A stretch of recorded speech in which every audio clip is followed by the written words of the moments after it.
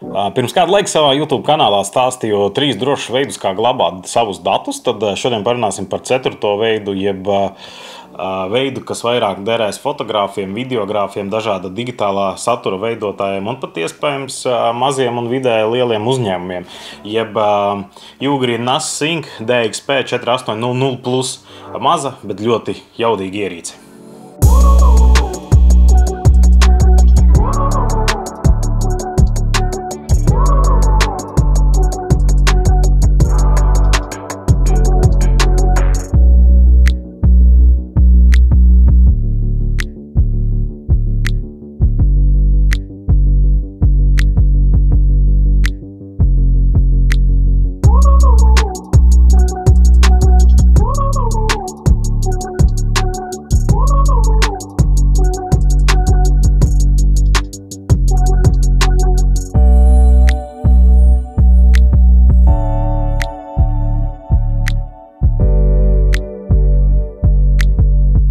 Šī te ir tīklā pieslēgtā datu glabātuve, jeb tā teikt savs personīgais serveris, jeb mākonis, uz kura tu vari glabāt failus.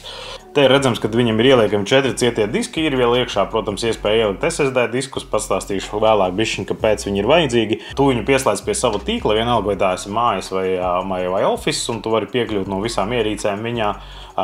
Vari pat piekļūt arī no interneta, no ārpuses, visur, kur ir pieejams internets, viņam ir speciāls Ugreen links, jeb tu vari savu adresi pieslēgt, piemēram, www.tavsbusiness.lv, tur, nezinu, mākonis, un tu viņā vari tikt pa taisno iekšā. Kāpēc viņa ir laba? Jo tu vari izveidot ļoti lielu mākoni, kurā tu vari glabāt visus video arhīvus. Tas ir ļoti labi, tīpaši, ja tu negribi dzēst ārā, kad ir beidzies kaut kāds konkrētais projekts. Jo tomēr atceramies to, ka mākoņu servisos tev ir limitēta vieta, tu, protams, vari nopirkt lielāku, bet tas ļoti dārgi maksā. Un rezultātā ir tā, ka šāda ierīce ilgtermiņā ir daudz izdevīgāka. Viņa ir salīdzinoši droša, tu viņu vari atslēgt tā, lai no interneta netiek neviens iekšā, ka tu vari lietot tikai lokālajā tīklā, jeb mājas tīklā vai office tīklā. Viņam ir iekšā 4 diski, tas nozīmē, ka tu vari uzlikt dublēšanu, respektīvi nav tā, ka visi dati glabājas vienā diskā, bet dati dublējas, katrā diskā, piemēram, ir vienāds datu saturs, un ja kāds no diskiem nomirst, tad tu vari vienkārši nomainīt disku, un viņš pats atjauno jauno disku, ko tu ieliki iekšā. Es esmu pieslēdzis uz RAID 10, par raidiem varat YouTube vai kaut kur ChatGPT iemest, palasīt, viņš jums pastāstīs, ko tas nozīmē. Man ir RAID 10, es esmu izmantojis dažādus raidus, testējis dažādus raidus, 6, RAID 5, RAID 6, RAID 10. Kāpēc RAID 10? Tāpēc, kad no visiem testiem man tas bija vislielākais ātrums, kad es viņu pieslēdzu 10 gigabitu tīklam, un par to es arī bišķiņ vēlāk pastāstīšu un parādīšu ātrumus un testus, kādi ir. Jo gribās taču, lai ierīce ātri strādā, un lai tu vari arī no viņas pat taisno datus lasīt, kā tas ir šajā gadījumā. Kāpēc es izvēlējos Ugreen? Jo tā ir salīdzinoši jauna firma, uzņēmums, kas sāka ražot savus NAS, jeb tīklā pieslēgtu datu glabātuves. Viņi jau kādu laiku atpakaļ Ķīnā taisīja savus NASus, bet uz pasauli, uz Eiropu nebija. Tad šis te parādījās pagājušajā gadā, un man jau ir birojā Synology NAS, man ir bijis šeit pat pie manis studijā QNAPs, un man nepārāk viņi patika. Viņiem, protams, ir daudz krūtāka programmatūra nekā šim aparātam, bet visā pārējā man nepatika ne jauda, kāda viņiem ir iekšā, procesors, RAMs un tā tālāk, nedz arī kā viņš tika uzbūvēts, un QNAPs vispār man karsa nost. Es nevarēju pārkopēt lielus datus, viņš vienkārši slēdzās ārā. Šim te man patika tas, ka viņam ir ļoti laba dzese, liels ventilators aizmugurē, viņš ir no metāla viss, un uzbūve kvalitāte ir ļoti laba. Viņa ir tāda, ja kāds zina, kā Apples taisa savus MacBookus un pārējos savas ierīces, tad šis ir ļoti līdzīgs uzbūves kvalitātei. Vienīgais, kas viņam plasmas, ir šīs durtiņas, kur liekas cietie diski iekšā, bet tās nav tādas, kuras tu baigi bieži raustīsi ārā. Labākajā gadījumā tā būs reize vai divas, kad tev nāksies izņemt to cieto disku un cieto disku un nomainīt. Līdz ar to par to mehānismu es vismazāk uztraucos. Šim arī ir iekšā 2 SSD M2 diski, kas ir ļoti ātri. Diemžēl tas ir PCI 3.0 slots, bet manā skatījumā arī 4.0 šeit nav vajadzīgs, līdz ar to pilnīgi pietiekami. Viņš ir diezgan jaudīgs, uzrakstījuši šeit visus tehniskos parametrus. kas ir saistīti bāzē. Viņš nāk jau ar 8 GB ramu, kas ir pa lielam pietiekams jebkurai failu glabāšanai un pat kaut kādu serveru darbināšanai uz viņas. Šīs ierīces tu vari palaist arī dažādus servisus un servera datus, piemēram, mājaslapu uzturēt vai kādu citu virtuālo mašīnu izmantot vai, piemēram, bilžu glabāšanu, kā video servisu, teiksim, savu privāto Netflixu var uztaisīt. Šeit gan nav Plexus, bet viņu var ieinstalēt. Tie, kas zina, kas ir Plexus, tie sapratīs, par ko es runāju. Kopumā man šī ierīce ļoti patīk. Pirms es viņu nopirku par savu naudu, protams, es noskatījos ļoti daudz video reviews no ārzemju youtuberiem un nonācu pie slēdziena, kad es vēlos iegādāties tieši šo. Jo Synology no šī gada visiem saviem nasiem likt iekšā savus cietos diskus, ja pareizāk sakot, viņi savus netaisa, bet viņu certificētus diskus ar viņām uzlīmēm, lai 100% strādātu Synology sistēma, respektīvi visi testi, kas ar cietajiem diskiem saistīti. Agrāk tu varēji likt jebkuru disku, kā man arī ir birojā, kur stāv Synology kaste, tur stāv vienkārši, man liekas, kad Western Digital red diski, un viņi tur viss pilnībā strādā. Bet tagad jaunajām kastēm, ko Synology taisa, diemžēl tu vairs nevari ielikt, kuru gribi disku. Tu vari ielikt, bet tu ļoti daudz ko zaudēsi. Tāpēc tas bija viens no iemesliem, kāpēc es atteicos no Synology, lai gan viņam ir ļoti laba programmatūra iekšā uztaisīt salīdzinājumā ar šo. Un, kā jau teicu, QNAPs man viens bija, viņš mira nost no karstuma, es nevarēju pārkopēt pat, teiksim, 300 GB kāzu bildes, viņš slēdzās ārā. Līdz ar to man tādas aizdomas, ka viņam mazais ventilators, kas bija aizmugurē, nespēja dzesēt. Ar šo ierīci es neesmu redzējis problēmas. Lielākais, ko es esmu ieraudzījis, kad kopēju failus, bija 45 grādi apmēram diskiem. Un šie ir ātri diski, šie ir 18 terabaitu diski, 4 gabali iekšā, 7200 apgriezienu minūtē. Un par 45-46 grādi es vairāk neesmu redzējis. Līdz ar to viņam ir diezgan laba dzesēšanās sistēma. Un tas ir pierādāms, jo viņam arī šeit var redzēt.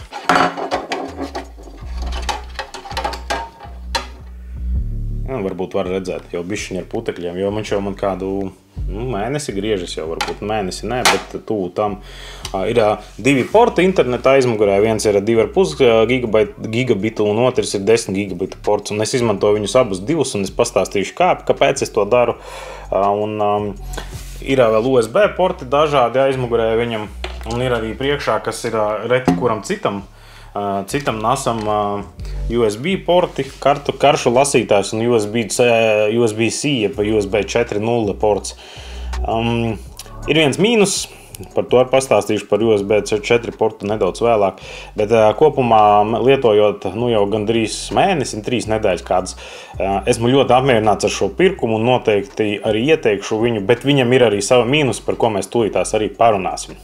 Es sākšu laikam kā standartā ar plusiem, kas man patīk, un tie ir tikai mani plusi, tos varat tā teikt neņemt vērā vai varbūt arī noderēs to, ko es jums pastāstīšu. Viss, ko es šeit savā kanālā stāstu, ir tikai mana un vienīgi mans viedoklis par konkrēto ierīci. Tad par plusiem runājot, ļoti patīk, kā jau teicu, uzbūves kvalitāte. Viņa ļoti līdzinās diezgan augstas kvalitātes tādam aparātam, kā tas ir MacBooks vai cits Apple produkts. Un tāpēc respekt viņiem, Ugreenam, par to. Viņi ir uztaisījuši tiešām labu kasti un izskatās, ka viņa varētu būt, ka arī ilgi kalpos. Un vibrācijas ar nekādas lielas no viņa nav. Man viņa stāv uz galda šeit aiz lielajiem monitoriem visu laiku.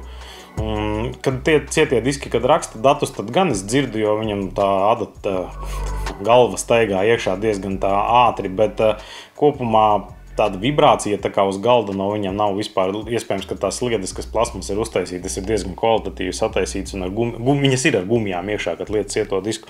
Iespējams, tāpēc arī nav vibrācijas. No plusiem noteikti vēl, ko es pieminēšu, tas ir ļoti vienkārši viņu uzsākt lietot. Tā, kad tu nopērci, ir ļoti labs premium iepakojums, kur ir iekšā līdz visādas skrūves iet, pārējas, Cat 7 vadi iet līdzi, USB-C vads un vēl daudz kas cits, respektīvi iepakojums ir ļoti labs viņam, komplektācija, kas nāk līdzi.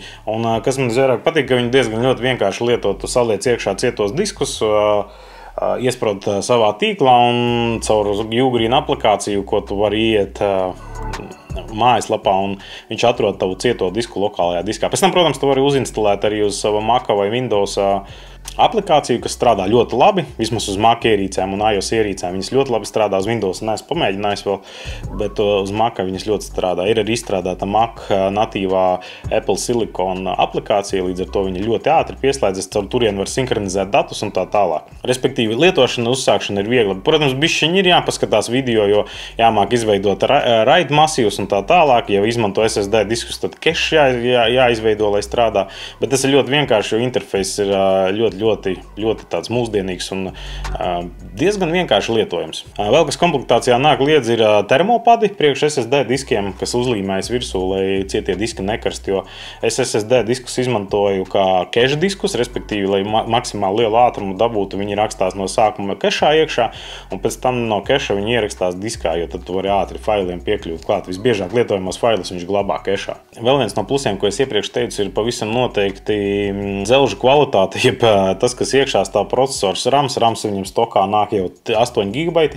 Es esmu pasūtījis vēl 32, bet es domāju, ka pēc šī 3 nedēļu lietošanas sapratu, ka es varēju arī nesūtīt, jo es nekādas virtuālās mašīnas pagaidām uz viņa nelietoju, failu kopēšanai, backupiem un daudz citām lietām pilnīgi pietiek ar 8 GB. Un viņam ir DDR5 RAMs, kas ir 5000 kaut kādi 5000 MHz, diezgan ātrs RAMs. Pluss, protams, ir 2 LAN porti, kas daudziem Synology ir, bet ne visiem viņi ir 10 gigabitu un 2,5 gigabitu porti, tāpēc tas ir ļoti liels pluss. Es izmantoju abus. Vienu es laižu iekšā 2,5 tīklā, lai var piekļūt ierīces klāt no citas ierīces šeit, kas man ir uz vietas, vai arī es, piemēram, no citurienes varu no biroja piekļūt ierīcē, jo man mājās nav 10 gigabitu LANs, man ir tikai 2,5 gigabitu tīkls.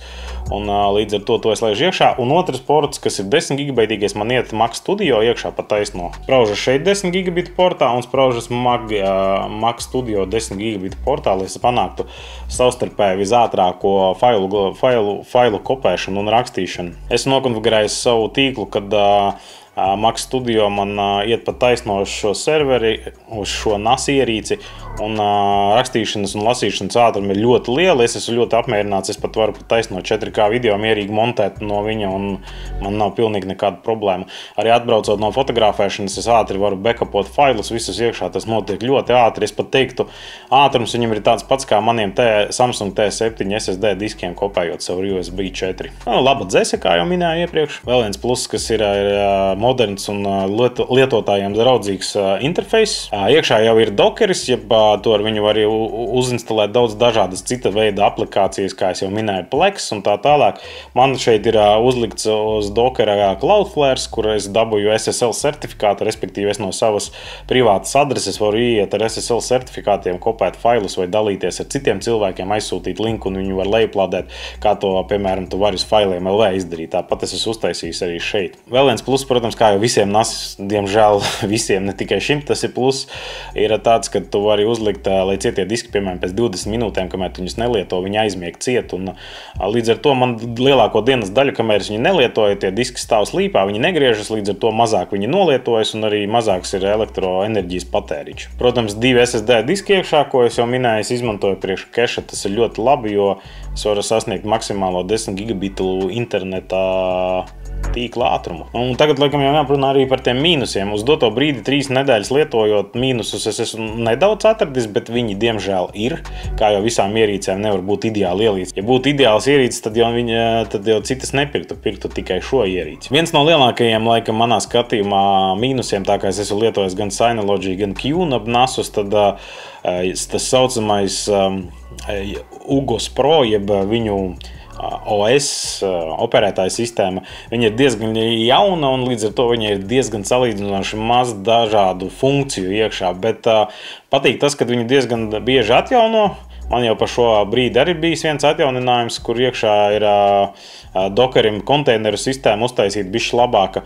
Un es uzskatu, ka laikam ejot šī UGOS Pro, jeb viņu operētāja sistēma paliks daudz advancētāka. Uz doto brīdi viņi ir salīdzināmā ar Synology un Un QNAP diezgan tāda paššķidra, bet visas pamata funkcijas ir. Iekšā ir App Store, kur tu vari papildus lejuplādēt kādu aplikāciju sev vēlies. Un, protams, kā jau es teicu, viņam ir Dockers, tu caur konteineri vari pats arī uzinstalēt un konfigurēt, jo tas UGOS Pro ir uz Linux bāzes, līdz ar to diezko daudz var izdarīt. Es pats arī Cloudflare konteineru uztaisīju, lai SSL certifikāts strādātu, teiksim, tur pa 2 stundām, jo es nekad to nebiju darījis, bet tā kā es ar Linux esmu pazīstams, tad tas lielas problēmas man neizraisīja. Ko vēl es gribētu pieminēt no mīnusiem manā skatījumā, varbūt tas daudziem citiem no mīnus, viņam ir USB 4 porti priekšā, USB-C, diemžēl tas nav Thunderbolts, līdz ar to tu viņu nevar izmantot kā tīkla ierīci, ja respektīvi iespraust Thunderbolt vadu viņā un pat taisno Thunderbolt Macā iekšā vai Windows datorā,